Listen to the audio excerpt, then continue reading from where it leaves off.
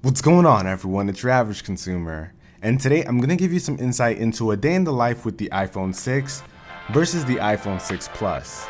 So let's not waste any time, let's get right into it.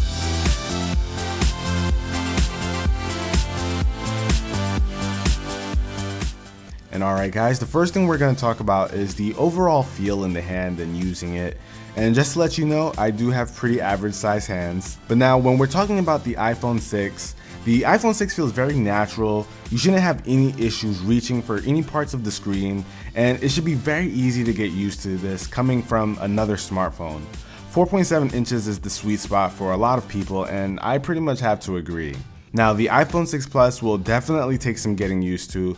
It's quite a large phone due to the 5.5 inch display and the large bezels on the top and the bottom of the phone. And I've never used a phone this large, and to be honest, it's getting more and more natural to me the more I use it. Now, that may be a product of me wanting to get used to it, but I'm getting used to it nonetheless. Because it's larger and has rounded edges, it tends to slip from my hand more than with the standard 6, since that one is easier to get a firm grip on. Both phones have a feature called reachability that allow you to double tap the home button, not press, just double tap, and it'll bring the top portion of the screen down to the middle, and I found it more useful when using the 6 Plus. It's a decent feature when you want to reach a button at the top of the screen, but you just have to remember that it even exists. Now, I went around and asked a bunch of people what they thought of the 6 Plus, and you can actually find a link to that video down below in the description.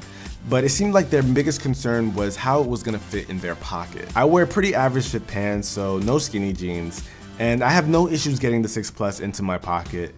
It's slightly more noticeable to me in my pockets than compared to other phones, but it hasn't really been a big deal to me, aside from the thought of Bendgate, of course. But the normal 6 is barely noticeable to me when in my pocket, so I have no complaints there. My girlfriend doesn't typically put her phone in her pants pocket, and as expected, she wasn't comfortable with carrying the 6 Plus that way. And the 6 was better for her, but she still prefers to keep it in her purse. Neither phones had any trouble getting into her smallest purse, but of course, a good fit all depends on the size of the purse as well as the contents inside.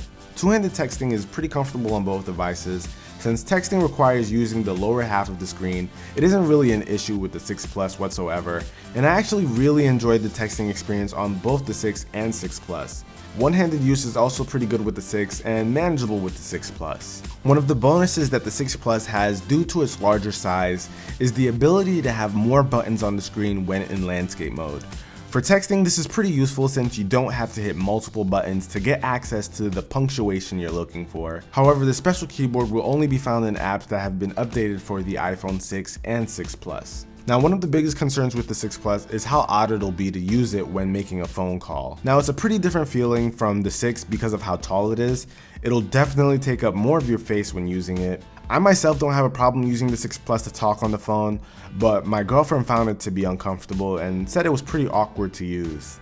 The standard 6 felt very normal and similar to most smartphones we use nowadays. Now, watching videos and playing games is a great experience on both phones because of the nice screens they're packing. And I do enjoy a bigger screen for these kind of activities because who doesn't like a bigger screen for watching videos or playing games? The 6 Plus is a bigger phone to hold while doing these activities, but I honestly don't think that'll impact your experience at all. The 6 Plus also features a higher screen resolution, but I also don't think that the average person will be able to tell the difference between the two unless they're pixel hunting. The web browsing experience here hasn't been much different, however the bigger screen on the 6 Plus does make what you're looking at a bit larger. Based on my experience with the two, you don't see more content when visiting a site, just a larger version. You may find yourself going for two-handed use with the 6 Plus more so than the 6, especially if you're on a site that hasn't been built for mobile use. Using the cameras on both phones is pretty much the same experience. While the 6 Plus is a little bit larger, it doesn't make it any more difficult to take out your pocket and snap a quick picture or even take a video. And because both these phones have awesome cameras, you're just going to enjoy it regardless. So not a problem with either one, although because the 6 is a little bit smaller, you might find it a tiny bit more comfortable. One place that I did find that I enjoyed the size of the 6 Plus was actually in a car. Using it for GPS navigation led to a pretty nice experience, being able to see the map a lot clearer than on a smaller screen, and I definitely think that that's a really nice place to have that 5.5 inch display. And that about wraps it up for my comparison of the iPhone 6 and iPhone 6 Plus when using it in your everyday life. And that pretty much wraps it up for this video. If you enjoyed it, be the cool guy that gives this video a thumbs up and subscribe to the channel for more content from me. Till the next video guys, it's your average consumer. Peace.